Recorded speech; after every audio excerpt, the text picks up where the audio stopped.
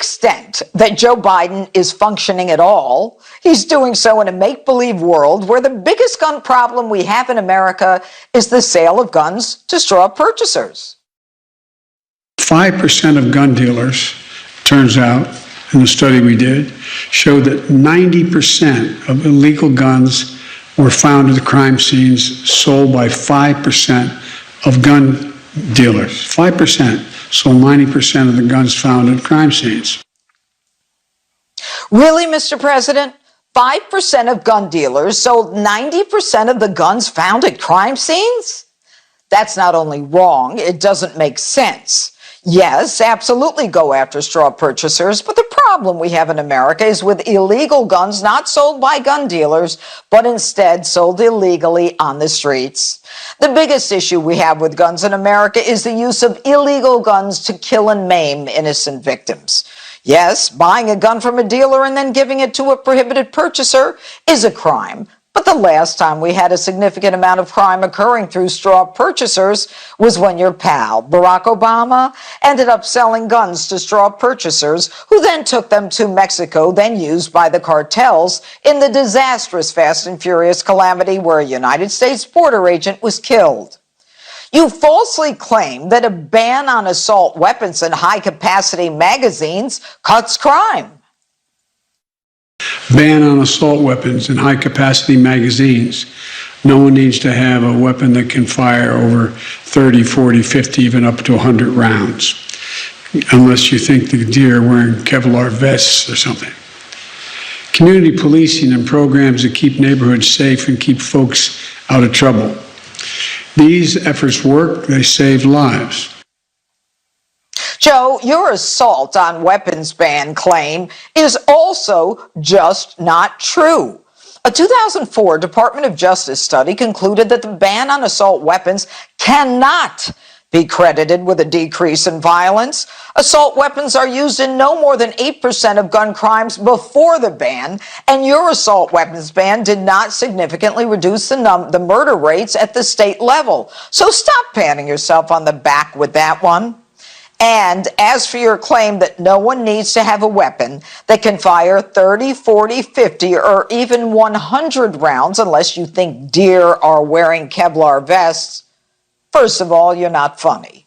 Second, you're not lucid.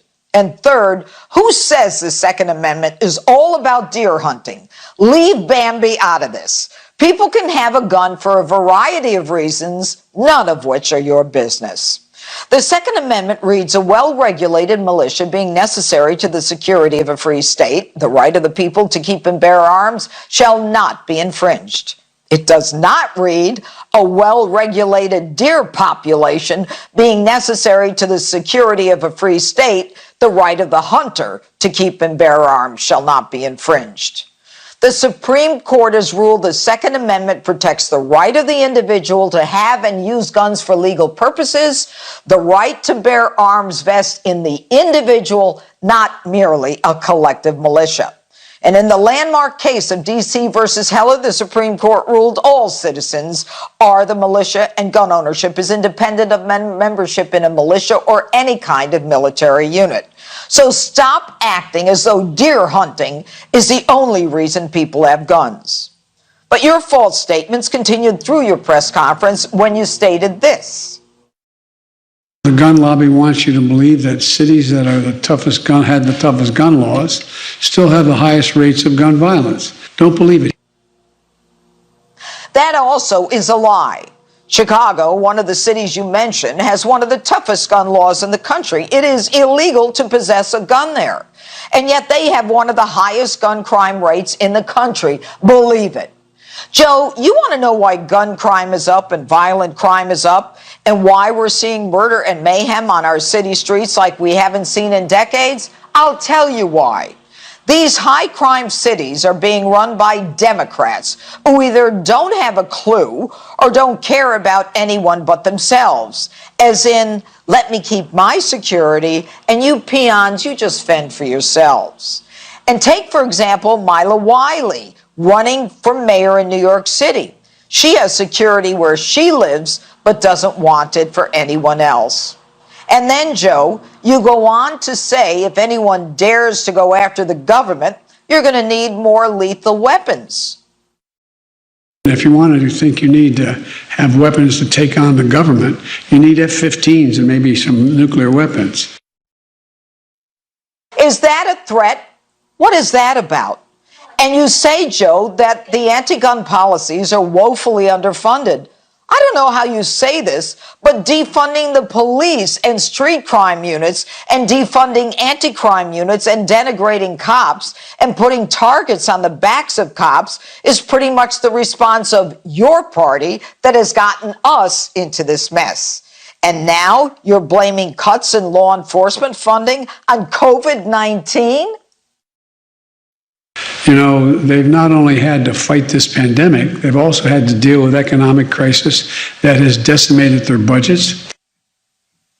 Joe, you don't have a clue. Police Chief Murray of the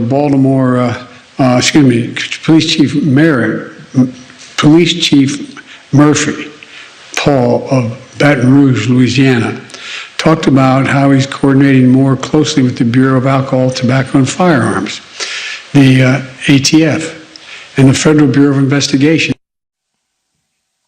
Why don't you practice the names before you start the press conference instead of lecturing us on gun issues? You can't even substantiate the claims you make.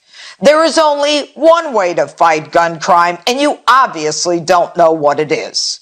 Here's some clues.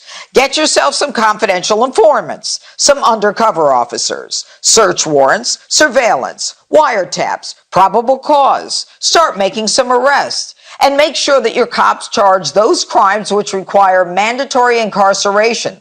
And make sure that the state's attorney's office or the DAs prosecute those arrests. Make sure that judges follow the law and send them to jail. And stop lecturing us and blaming guns for the violence in America. The violence is caused by those who hate America, hate police, and hate law and order. Make no mistake, not one of us law-abiding citizens is going to let you take away our guns or our ammo, no matter how much you lie to us. And that's my open. Let me know what you think on my Facebook and Twitter, #Judge Jeanine. And here with reaction to my open and to discuss this terrifying increase in violent crime across U.S. cities, Dallas Police Chief Eddie Garcia and the National Vice President for the Fraternal Order of Police, Sergeant Joe Grimaldi. All right, gentlemen, you know, Biden is touting his new crime strategy on assault weapons, and it doesn't appear, and I could be wrong, but I'll ask you, does it appear that he's on the right track to stop gun violence in the United States? I'll start with you, Chief Garcia. Well, thank you for having me. And although I think I can speak for my colleagues in other major cities across America, we appreciate the fact that we've recognized that there's an increase in violent crime, and we're recognizing that we need to do something about it. And furthermore, in the messaging, recognizing that defunding and dismantling police departments is not the answer. However, although we do have an issue with weapons and illegally possessed weapons being possessed by criminals, committing harm on our cities, the data just simply doesn't back up the fact that guns are the simply only driver. We do a lot of work with criminologists here in the city of Dallas that we brought in to help us with our issues. And as they'll point out, when crime was at its peak in the 80s, there were many less weapons in circulation than there are today. There are many more weapons that are in circulation than there are today, and than there was when violence was at its peak in the 80s, since criminologists have been studying crime in America. And so simply stating that guns are the only driver... Right. What do you think the driver is? Well, it's really quite a combination of things. I mean, nationally, particularly because of dismantling, defunding combination, you have officer morale. Where honorable, respective officers have felt under siege, unappreciated, undervalued. They're human, and that impacts their work productivity. And so what's happened is we've lost proactive police engagement where we need it the most. That's right. Yes, we need to be more professional and That's right. better as an organization, but we've somewhat lost that. Okay, I'll go to Joseph Grimaldi, Vice President of the National Fraternal Order of Police. Tell me what Biden said right and what he said wrong. Well, I think it's important that he acknowledged that defunding the police is a complete loser, but yet we still have politicians in the media gaslighting the American public to believe that this is some sort of solution. And the fact of the matter is they're charlatans selling snake oil to the public. And I'll tell you where the president missed the mark. He didn't talk about rogue prosecutors and activist judges who continue this revolving door criminal justice system that we have. We have gang members who are shooting people getting probation. We have gang members that are out on 8 felony bonds and then they're getting another bond. These revolving door policies and bail reform have been an unmitigated disaster for our communities. And you compound that with the anti-police rhetoric and denigrating the hardworking men and women in law enforcement, and it's a recipe for disaster. And that's why you saw in 2020 we had over 20,000 homicides in the United States. That hasn't happened since the mid-90s. And then the cities that actually decided it was a good idea to defund the police, let's look at their numbers. Portland, their murders jumped by 137%. Minneapolis, remember them? Up 236%. Yep. New York up 48%. Philly 66%. And the list goes on and on. So we want to talk about zero tolerance. How about we have zero tolerance for the people who are shooting people in the face, and let's throw the book at them. Yeah, well, and people who are shooting children, Chief Garcia, you know, what Joe is saying is absolutely the case. I mean, we've got an increase in the tolerance of hate toward police, tying police's hands behind their backs, putting a target on their backs. I mean, does Joe Biden think anybody believes what he's saying, that 90% of the crimes that are street crimes occur as a result of sales from 5% of gun sales? Gun sale purchasers? I mean, is that crazy? Does that number sound legit to you? Well, I'll say, you know what, I'll say this, and I consider myself a street cop, and remember when I was on patrol. Is that a legitimate number? Do you believe for 1 second what he said, that 90% of the crimes, the gun crimes that occur in America occur as a result of those same guns being sold by 5% of the gun dealers? Is that a legitimate statistic? Well, yes or no? Well, I don't know that data. Come on, Chief. It doesn't seem, well, I don't know the data. It does not seem reasonable to me. But I haven't drilled down to those numbers. But no, it doesn't seem reasonable to me. Nothing to drill. Okay, go ahead. What were you going to say? All right, what I was going to say was, you know, we talk about the officers and feeling undervalued. We don't, you know what? Our officers have to answer 911 calls for service. But we can't force our officers to conduct investigative car stops or do the type of investigations needed that yield the types of drugs and weapons and other things possessed by criminals that are harming our communities. They will only do that if they feel appreciated and feel that they're going to be judged fairly in a crisis, and that they feel that procedural justice applies to them as well. What was said earlier with regards to the revolving door, there is a perception, true or not, nationally, and unfortunately there are many examples, and many of my colleagues will tell you, that violent criminals are not being held accountable. This leads to a thinking that in some way social controls are being lessened, which further erodes the morale of police officers and then emboldens the violent criminals to think that no one's watching. And that ultimately affects our communities the most. Well, and Joe Grimaldi, I mean, the chief is right. They are emboldened to believe that no one's watching, and even if they are watching, we're letting them out. I mean, we've got gang members out to kill again. We've got street thugs out to assault another person. I mean, it's just over and over. I mean, will somebody talk about bail reform? Is any of this going to happen, or are we just going to have to live with this and buy our own guns? You know, I certainly hope that we continue to have discussions about how much of an unmitigated disaster this bail reform has been. And in fact, a study from the University of Utah showed that Cook County, which is Chicago, was a complete failure in their bail reform, and people were reoffending on violent crimes at over 50%. But the fact of the matter is, Judge, law enforcement in this country, the American police officer, delivered historic crime reductions over the last 2 decades. And we can do it again if we're willing to restore the rule of law, which means not letting off hundreds of people in New York who are rioting and looting a few months back. And if we prosecute violent crimes to the fullest extent to the law, and we embrace broken windows theories, we can do it again. But we need the funding, and we need the support from our community and our politicians. Okay, and finally, Chief Garcia, if you could have just one thing in the next 15 seconds, what would that one thing be? Would it be to change the laws? Would it be funding? What would it be if you had a wish list? If I had a wish list, I'd keep it simple. As we talk about the issues with guns, etc., if we could simply just hold the individuals that are illegally possessing weapons, that are criminals, that are hold those individuals accountable to the fullest extent possible, we certainly can move the needle. Oh. Chief Garcia, Sergeant Joe Grimaldi, thank you so much for being with us on this topic that makes me crazy. Up next, Democrats are pushing their far-left agenda onto children. So how are parents fighting back? We've got the tape and Kayleigh McEnany next to react. Don't go away. That was a few parents getting into a speak out at a Loudoun County School Board meeting in Virginia before it quickly spiraled out of control this week. Over 250 local residents signed up to share their thoughts about critical race theory and new transgender policies in their children's schools.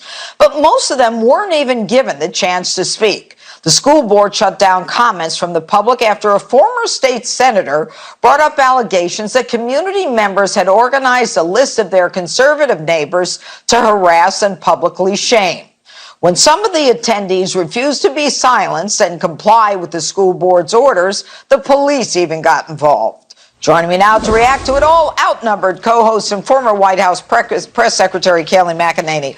All right, Kayleigh, good to have you on Justice. You know, it seems that one of the things that parents should have a right to do would be to have some input into the education of their children, especially their little children. And here, 50 out of 250 parents were allowed to speak who wanted to speak. That means 80% weren't given a chance to speak. What is your take on all of this?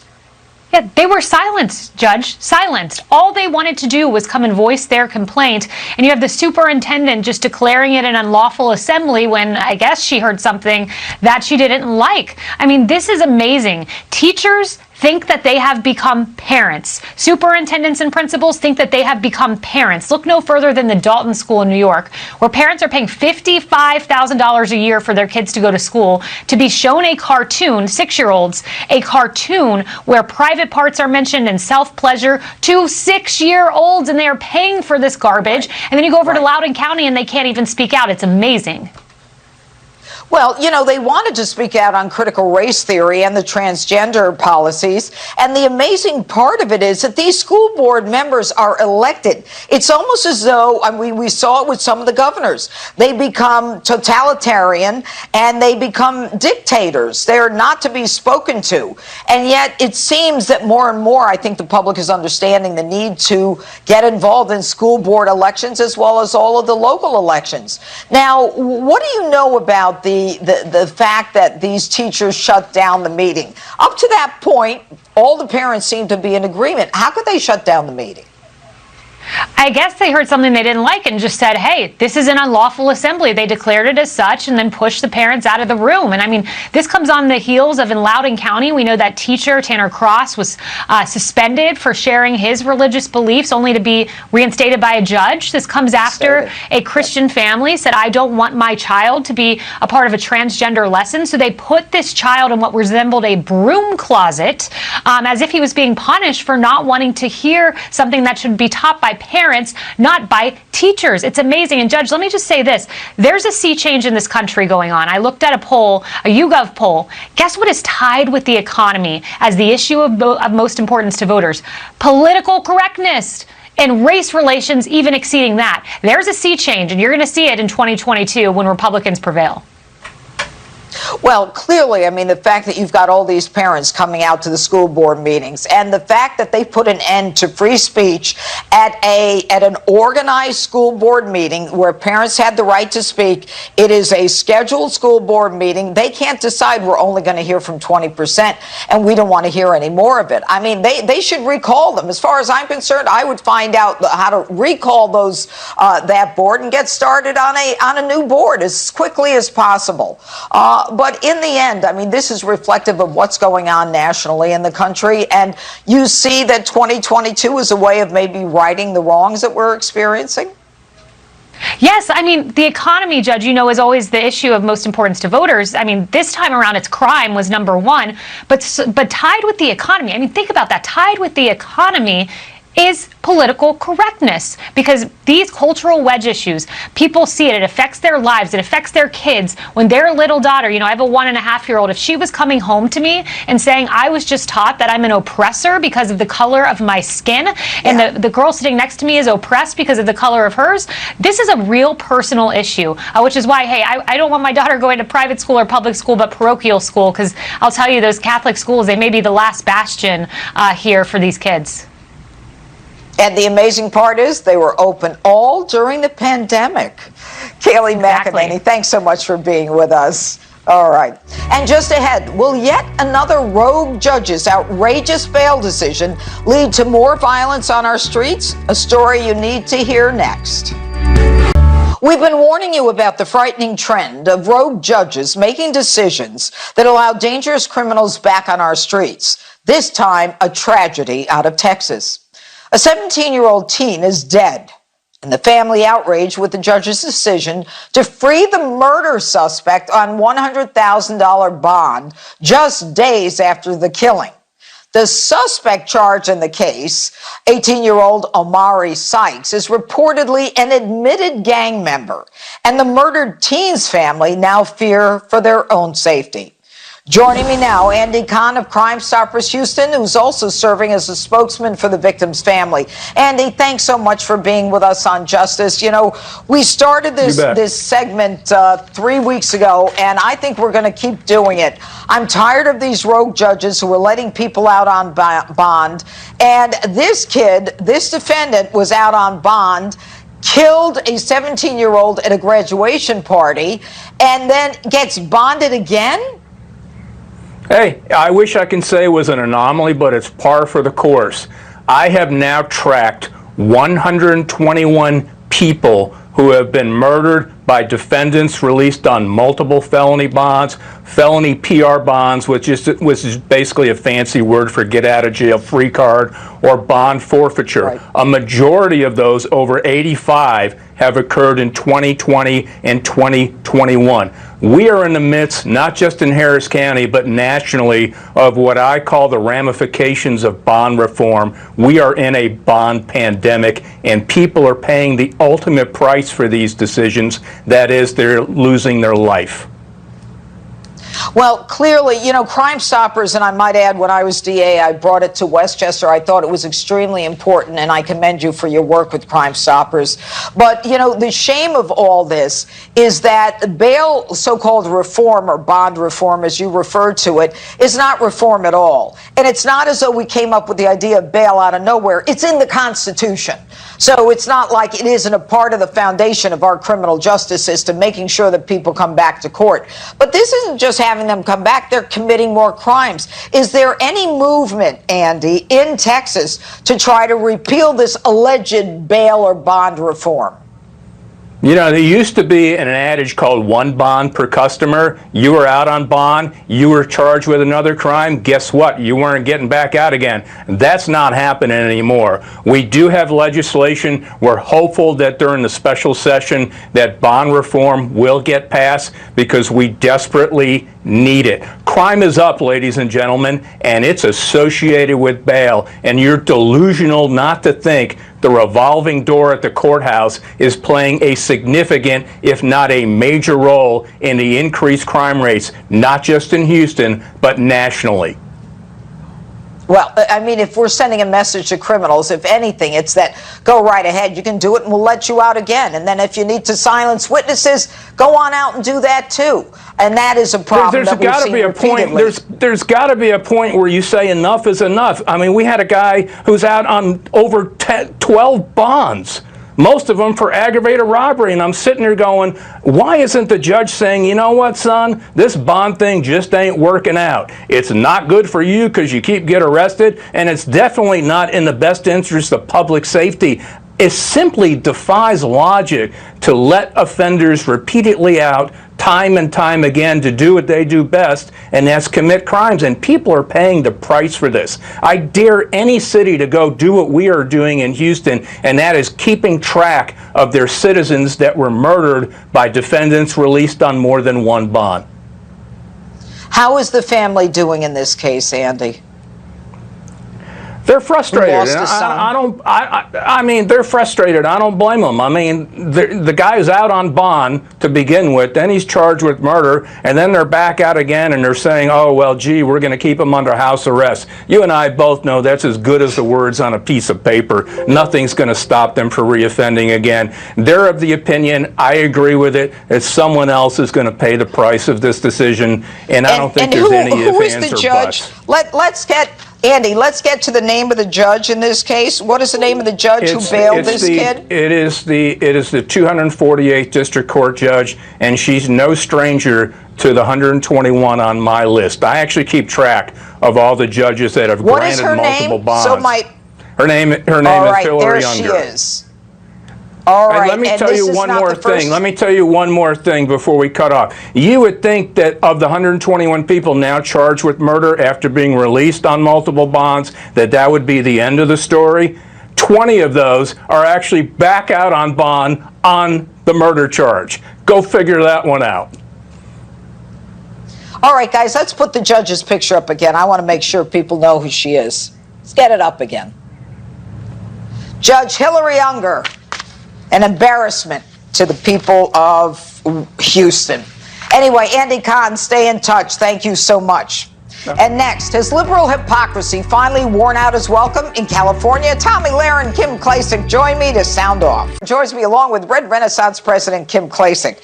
Okay, guys, it's pretty hard to get 1.7 million signatures, and I think there was something like 43 of them wanted to take their name off, so they're well over the 1.5 million. What does it say to you, Tommy, about Gavin Newsom and what Republicans think of him?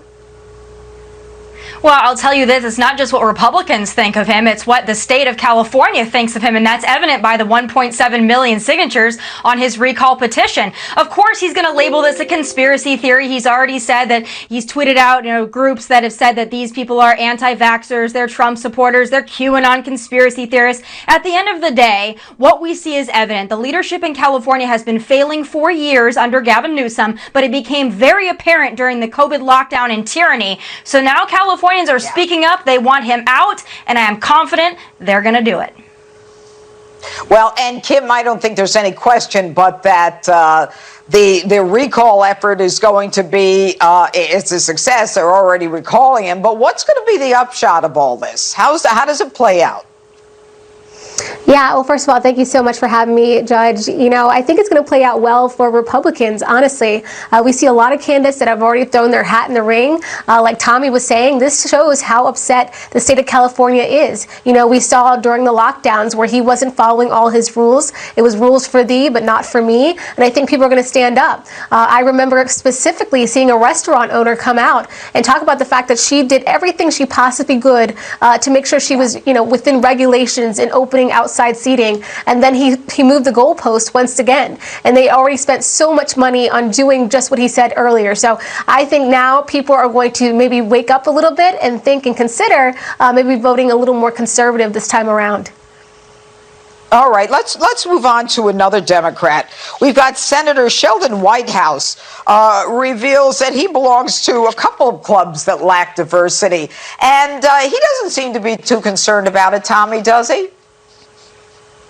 No, absolutely not. And what's more concerning is the fact that Democrats and the activist community are not concerned with it. This is the same treatment that they gave Hunter Biden, or I should say lack of treatment that they gave Hunter Biden over his text messages that contain the N-word. This just goes to show all this activism, all this faux wokeness, it only has to do when it concerns conservatives or independents. But if you play for the Democrats, you are shielded every single time. They don't care about racism, they don't care about bigotry, they don't care about intolerance, so long as you play for their team. And that's evident time and time again. It's a pattern. It is. It's a sad commentary. It really is, Kim. What say you?